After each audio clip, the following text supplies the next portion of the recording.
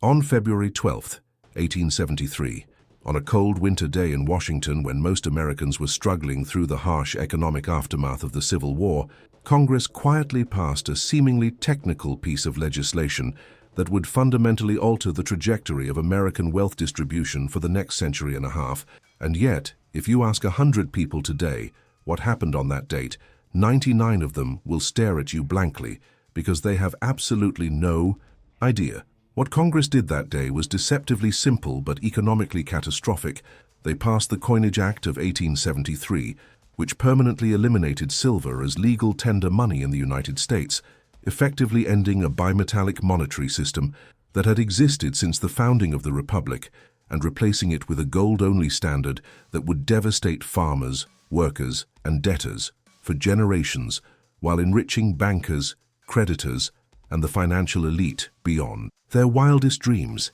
This wasn't just a routine adjustment to coinage regulations as it was presented to the public. This was a calculated transfer of wealth from the many to the few, a deliberate rigging of the monetary system to favor those who held gold and demanded payment in gold while crushing those who owed debts and needed an expanding money supply. And the truly shocking part is that this monumental change was slipped through Congress with almost no public debate, no newspaper coverage, no general awareness of what was being stolen from ordinary Americans until it was far too late to stop it. For the entire history of the United States up until that fateful moment, the nation had operated on what economists call a bimetallic standard, meaning that both gold and silver were recognized as legitimate money. Both could be minted into coins. Both were accepted for payment of debts, public and private. And this dual system had served the country reasonably well because it provided a larger and more flexible money supply than gold alone could provide. Silver was particularly important to farmers, miners, and working people in the western states, where silver was abundant and where the economy ran primarily on silver coins rather than gold. And the beauty of the bimetallic system was that it prevented any single group from monopolizing control over the money supply, because if gold became too scarce and expensive, people could use silver instead. And if silver became too cheap, they could demand payment in gold. But what Congress did in 1873 was eliminate silver entirely from the monetary system, declaring that only gold would be recognized as money. And this happened at precisely the moment when enormous new silver deposits were being discovered in the western states, particularly in Nevada and Colorado, which meant that silver miners suddenly found themselves sitting on mountains of metal that Congress had just declared worthless as money, and debtors across America suddenly found themselves forced to repay loans in gold that was far more valuable and far more scarce than the silver they had expected to use. The conspiracy, because that's truly what it was, had been carefully planned for years by a small group of powerful bankers and financial interests who understood exactly what eliminating silver would accomplish for their bottom lines and their long-term control over the American economy. In the decade following the Civil War, the American economy was drowning in debt accumulated during the catastrophic conflict. Farmers had borrowed heavily to expand their operations during wartime when crop prices were high and demand was insatiable. Businesses had taken out substantial loans to rebuild infrastructure and restart production. After the devastating toll of war, state and local governments owed enormous sums for infrastructure projects and reconstruction efforts, and all of these debts had been contracted, with the reasonable expectation that they could be repaid in either gold or silver, depending on which was more readily available at the time of payment. But the banking elite, particularly those connected to powerful European financial houses like the Rothschilds and the growing industrial trusts concentrated in the eastern states, wanted to be paid back in gold, and only gold because gold was relatively scarce and valuable and holding steady or even appreciating in value, whereas silver was becoming more abundant as Western mines opened up and increased production, which threatened to create mild inflation that would make it easier for debtors to repay their loans, but harder for creditors to maintain the real purchasing power of what they were owed. The financial elite clearly understood that by eliminating silver from the monetary system entirely, they could engineer a massive deflation that would dramatically increase the real value of every outstanding debt, making creditors progressively richer with each passing year and debtors progressively poorer, systematically transferring wealth from farmers and workers to bankers and bondholders. and they accomplished this audacious theft through a legislative maneuver so subtle and technical that most members of Congress didn't even understand what they were voting for when they approved the Coinage Act. To truly comprehend the staggering magnitude of this betrayal and the human suffering it caused, you need to understand, in concrete terms, what life was like for ordinary Americans in the 1870s, particularly for the farmers who made up the overwhelming majority of the population and who would bear the devastating brunt of this calculated economic attack. A typical farmer in Iowa or Kansas or Nebraska had borrowed money during the Civil War years to buy land and equipment and seed, paying perhaps $1,000 for a farm when wheat was selling for approximately $2 a bushel, and when both gold and silver were freely circulating as accepted money throughout the economy, and he reasonably expected to repay that debt over the next decade or two by selling his crops at market prices and slowly paying down the principal while supporting his family. But when Congress demonetized silver in 1873, the money supply immediately began to contract dramatically because there was simply far less gold physically available than the combined total of gold and silver that had been circulating before the legislative change, and this severe monetary contraction caused devastating deflation throughout the entire economy, meaning that the prices farmers received for their wheat and corn and cattle and other agricultural products began falling steadily and relentlessly year after year after year. By 1880, just 7 years later, that same hard-working farmer who had borrowed $1,000 during the war years found that wheat was now selling for less than $1 a bushel, roughly half of what it had been when he took out the loan, which meant he had to produce and sell twice as much wheat just to make the same payment on his debt, and meanwhile the debt itself had effectively doubled in real terms, because the dollars he was using to repay were now worth twice as much in purchasing power as the dollars he had originally borrowed. This was economic devastation on a scale that's genuinely hard to fully appreciate from our modern perspective, because, unlike contemporary recessions where prices might stagnate or rise slowly or fall modestly for brief periods, this was severe and prolonged deflation, meaning that every single year money became more valuable and everything else became progressively less valuable, which sounds superficially good if you're holding substantial amounts of money in a bank vault, but is absolutely catastrophic if you're trying to earn money through productive work or repay debts contracted at higher price levels. Farmers found themselves working harder than ever and producing more bushels and more livestock, but falling further and further behind economically because crop prices were dropping faster than they could possibly increase their production. And this wasn't happening because of bad weather or devastating crop failures or increased foreign competition or any normal market force. This was happening because Congress had deliberately and artificially shrunk the money supply by eliminating silver, creating an engineered scarcity of money that made the existing money more valuable and everything else correspondingly less valuable in a vicious deflationary spiral. Thousands upon thousands of farms were foreclosed by banks collecting on mortgages. Families who had worked the same land for generations and built their lives around agricultural production lost absolutely everything and became impoverished tenant farmers, working land they once owned or moved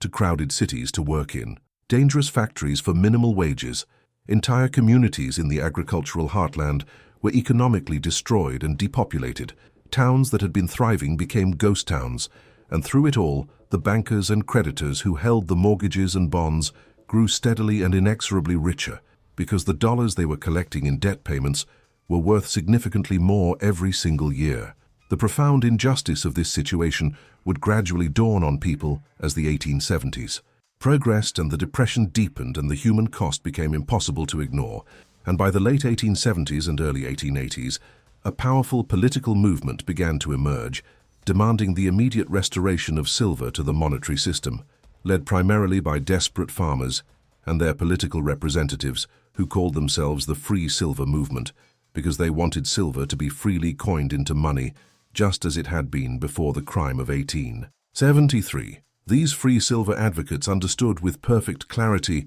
exactly what had been deliberately done to them. They understood that the crime of 1873, as they bitterly and accurately called it, had been a calculated and premeditated transfer of wealth from debtors to creditors, from the agricultural West to the financial East, from the producing classes who created real value to the money classes who merely collected interest, and they fought passionately for decades to reverse it, giving eloquent speeches about the conspiracy that had systematically robbed them of their livelihoods, publishing books and pamphlets and newspaper articles explaining in detail how the demonetization of silver had enriched bankers at the direct expense of farmers, running determined political campaigns on platforms explicitly demanding fundamental monetary reform and justice for working people. But the entrenched banking interests and the industrial elite who benefited enormously from the gold standard fought back with even greater financial resources and political influence, spending truly enormous sums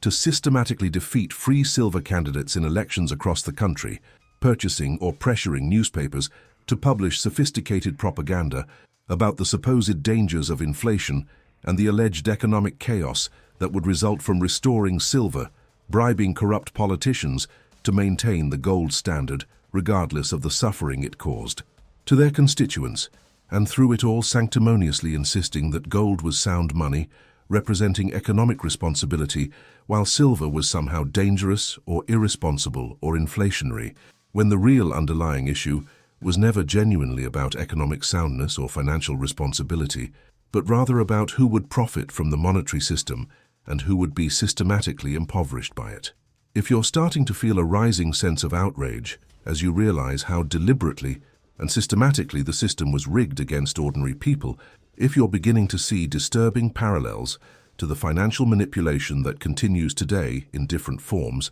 then you're exactly where you need to be. Because understanding how these mechanisms of economic control were first established in the past is absolutely the only way to recognize them when they're being used against you in the present. Subscribe now, because what comes next will reveal the full extent of this ongoing economic war against the American people. The political battle over silver would come to dominate American politics for the next quarter century, reaching its dramatic climax in the presidential election of 1896, when William Jennings Bryan, a remarkably young and charismatic congressman from Nebraska who was only 36 years old, delivered one of the most famous and powerful speeches in all of American history at the Democratic National Convention in Chicago, the Immortal Cross of Gold speech, where he thundered with genuine passion that the working people of America would not be crucified upon a cross of gold, demanding in the strongest possible terms the immediate restoration of silver to the monetary system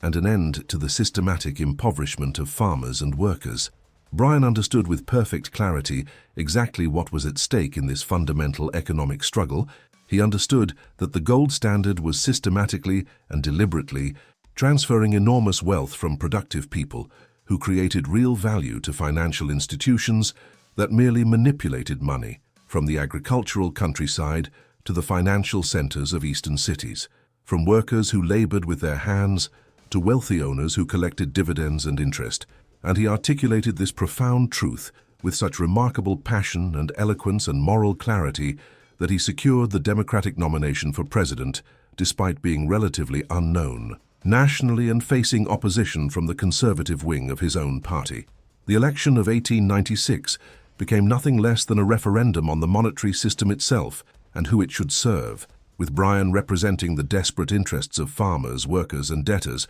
who wanted silver restored to give them a fighting chance at economic survival, and William McKinley representing the entrenched interests of powerful bankers, industrialists, and creditors who wanted to maintain the gold standard that was making them progressively wealthier. And the banking elite poured absolutely unprecedented amounts of money into McKinley's campaign, outspending Bryan by a ratio of perhaps 20-1 or even higher, flooding the entire country with sophisticated propaganda about the supposed dangers of free silver, while carefully and deliberately concealing the real issue at stake, which was fundamentally who would control the nation's money supply and in whose interest it would be managed. McKinley won the election in a contest that was anything but fair or democratic, because when one side can spend 20 times more than the other side, when virtually all newspapers are owned by industrialists who directly benefit from the gold standard and publish biased coverage accordingly, when workers in factories are openly told by their employers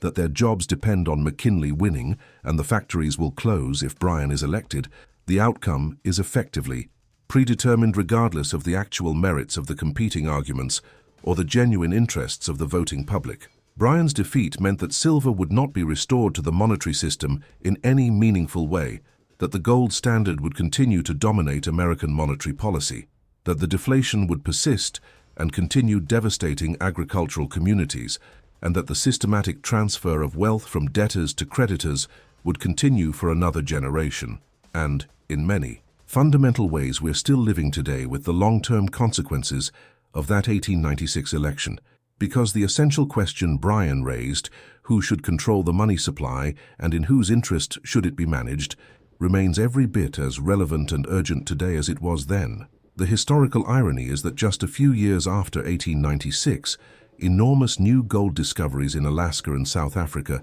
increased the global gold supply enough to finally end the deflation that had plagued America for decades, which meant that Bryan had been economically right all along. The economy genuinely did need a substantially larger money supply to function properly, but by then, the catastrophic damage had already been done. An entire generation of farmers had been systematically dispossessed of their land and livelihoods. The economic and political power of the agricultural sector had been permanently broken, and the financial elite had successfully consolidated their control over the American economy in ways that would shape the nation's development for the next century. But here's precisely what the conventional textbooks conveniently don't tell you, what mainstream establishment historians systematically gloss over or minimize or ignore entirely. The crime of 1873 wasn't ultimately just about monetary policy or abstract economic theory or competing ideas about currency management. It was fundamentally about raw power,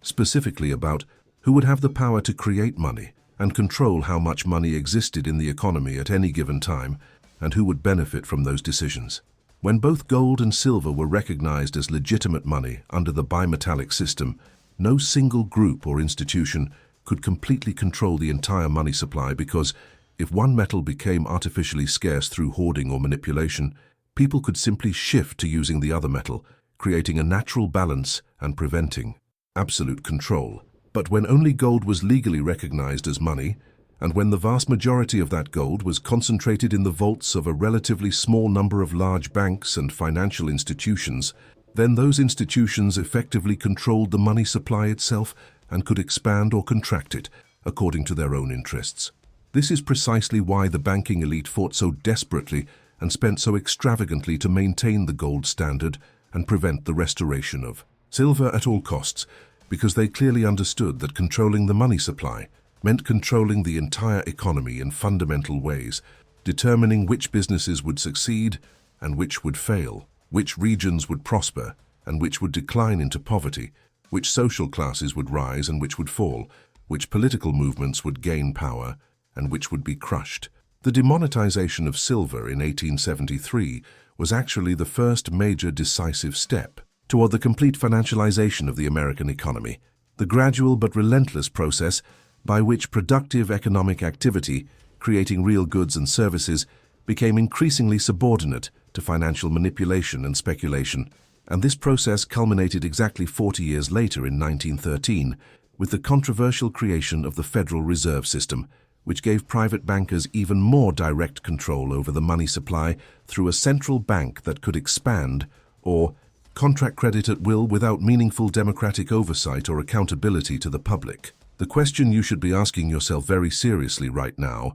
is why you never learned about any of this in school, why the crime of 1873 isn't taught prominently in history classes, right alongside the Civil War and Reconstruction and other major events that shaped American development, why the vast majority of Americans have absolutely no idea that Congress once deliberately betrayed farmers and workers by systematically manipulating the monetary system to benefit bankers and creditors at their direct expense. The uncomfortable answer is that history is invariably written by the winners, and the clear winners of the monetary battles of the late 19th century were the banking elite who successfully consolidated their economic and political power and then wrote or heavily influenced the historical narratives that would be taught to future generations, narratives that portrayed the gold standard as economically sound and financially responsible, while dismissing free silver as dangerous populism driven by economic ignorance, narratives that ignored or drastically minimized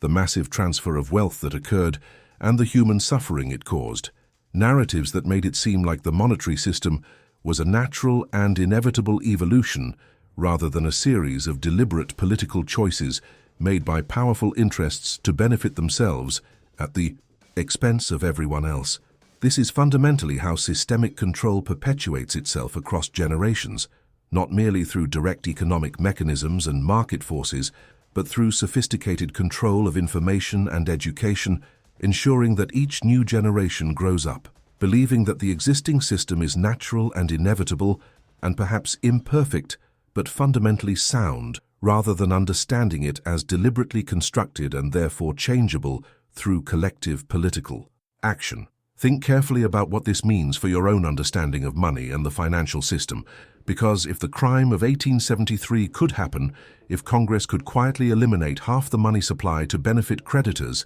at the catastrophic expense of debtors, if a conspiracy of bankers could successfully engineer a decades-long deflation that devastated farmers and workers while enriching the financial elite, then what makes you think similar systematic manipulation isn't happening today in forms you simply don't recognize because you haven't been taught to see them or understand them? The specific tools and mechanisms have certainly changed. We no longer debate bimetallism versus gold standards because we're now operating on a pure fiat currency system with absolutely no commodity backing at all. But the fundamental underlying dynamic remains exactly the same: a relatively small group of people with privileged access to money creation and monetary policy, making critically important decisions that systematically benefit themselves and those close to them, while the economic costs are distributed across the entire population in ways that are deliberately difficult to perceive and practically impossible to escape. Every time the Federal Reserve creates trillions of dollars out of nothing to bail out banks that made reckless decisions, every time interest rates are held artificially low for extended periods to inflate asset prices that primarily benefit the wealthy, every time monetary policy is subtly adjusted to benefit Wall Street financial institutions at the direct expense of Main Street productive businesses, it's fundamentally the same essential crime that was committed in 1873, just executed with different mechanisms and more sophisticated propaganda to justify it to a public that doesn't understand what's being done to them. The farmers and workers of the 1880s and 1890s, at least, clearly understood that they were being systematically robbed through monetary manipulation, at least organized themselves politically to fight back with everything they had, at least had passionate leaders like William Jennings Bryan, who could effectively articulate their economic grievances and propose concrete solutions. But today, the vast majority of people have absolutely no idea that monetary policy is the primary mechanism through which wealth is systematically transferred from the productive economy to the financial sector. They see their wages stagnating decade after decade, while asset prices soar into the stratosphere, and they understandably blame globalization or automation or immigration or any number of other factors that are certainly real but ultimately secondary, completely missing the fundamental issue, which is that the monetary system itself is deliberately designed to concentrate wealth in the hands of those closest to money creation, while everyone else falls progressively further behind no matter how hard they work. This is precisely why genuine financial literacy is so deliberately neglected in public education systems, why economics, when it is taught, is presented in ways that systematically obscure rather than illuminate how money actually works and who benefits from the current system, why seriously questioning the Federal Reserve or monetary policy or the fundamental structure of the banking system is often immediately dismissed as conspiracy theory or economic ignorance, rather than engaged with as legitimate democratic concern, because those who benefit enormously from the current system have an obvious vested interest in ensuring that ordinary people never understand how thoroughly and systematically they're being manipulated and exploited through monetary mechanisms they can't see and don't understand. The ultimate lesson of the crime of 1873 is that monetary systems are definitely not natural or neutral. They're consciously constructed by people with specific interests and agendas, and the structure of the monetary system determines who gets rich and who stays poor far more powerfully than individual talent or effort or virtue. The farmers who tragically lost their land in the brutal deflation following 1873 weren't lazy or incompetent or financially irresponsible. They were direct victims of a monetary policy deliberately designed to benefit creditors at the catastrophic expense of debtors and the bankers who grew fabulously wealthy from collecting those debts in appreciated currency weren't particularly talented or hard-working or economically virtuous. They simply had the political power to shape monetary policy in their favor, and did so without hesitation. This is the profoundly uncomfortable truth that conventional economic textbooks systematically avoid, that individual economic outcomes are determined primarily not by personal choices or character traits, but by the structure of the systems within which those choices are made, and when the fundamental system is deliberately rigged to favor one group over another group, no amount of hard work or prudent behavior or personal responsibility by the disadvantaged group will overcome that structural disadvantage built into the system itself. Understanding this reality doesn't mean giving up or becoming cynical or abandoning personal effort. It means recognizing where the real political battles need to be fought, not in trying to succeed within a rigged system, but in demanding that the system itself be fundamentally reformed to serve the interests of the productive economy and working people, rather than the financial sector and wealthy elites. The free silver movement ultimately failed to restore silver to the monetary system, despite decades of passionate political struggle, but they absolutely weren't wrong about the fundamental issue at stake. They correctly identified that the gold standard was systematically impoverishing farmers and workers, while enriching bankers and creditors. They correctly understood that control over the money supply was the key to economic power in society, and they correctly recognized that democratic control of monetary policy was essential to ensuring that the economic system served the interests of the majority rather than a privileged elite minority. Their specific proposed solution, restoring silver coinage to the monetary system,